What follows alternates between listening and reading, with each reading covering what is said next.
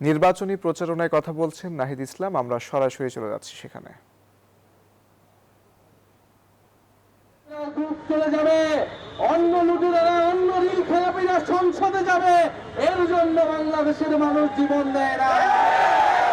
প্রিয় সংগ্রামী বন্ধুগণ, আমরা জীবন দিয়েছিলাম বাংলাদেশের সংস্কার হবে, গণতন্ত্র প্রতিষ্ঠা হবে, মত প্রকাশের অধিকার প্রতিষ্ঠা হবে, সমাজে ইনসাফ প্রতিষ্ঠা হবে, বাংলাদেশের সার্বভৌমত্ব কায়েম হবে এবং সাম্য প্রতিষ্ঠা হবে।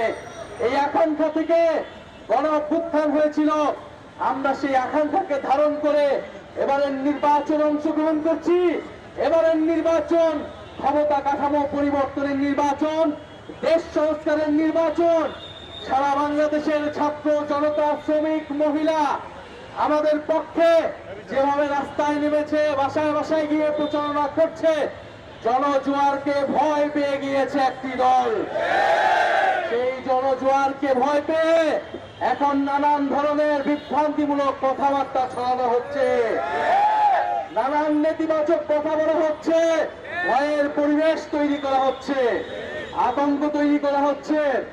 আমরা খুব স্পষ্টভাবে বলতে চাই, এবারের নির্বাচন ভূমিদস্যুদের পরাজিত করার নির্বাচন। এবারের নির্বাচন চাঁদাবাজ, লুটেরা, ঋণ খেলাপিদের পরাজিত করার নির্বাচন। এবারের নির্বাচন জনগণের প্রকৃত প্রতিনিধিত্বকে, প্রকৃত দেশপ্রেমিকদেরকে সংসদে পাঠানোর নির্বাচন। এই ঢাকা 11 এলাকায় আমার জন্মস্থান, এই এলাকায় আমি বড় হয়েছি, এই এলাকা থেকে আমি বেড়ে উঠেছি।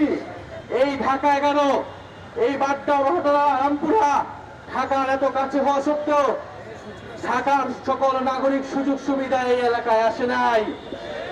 সুবিধা বঞ্চিত একটা এলাকা হিসেবে এই বাড্ডা, হটলা, সাঁতারকুল, বেড়ায়, ফকিরখালী এই এলাকার মানুষ নানান সমস্যায় জর্জরিত। এই এলাকার দীর্ঘ সমস্যা হচ্ছে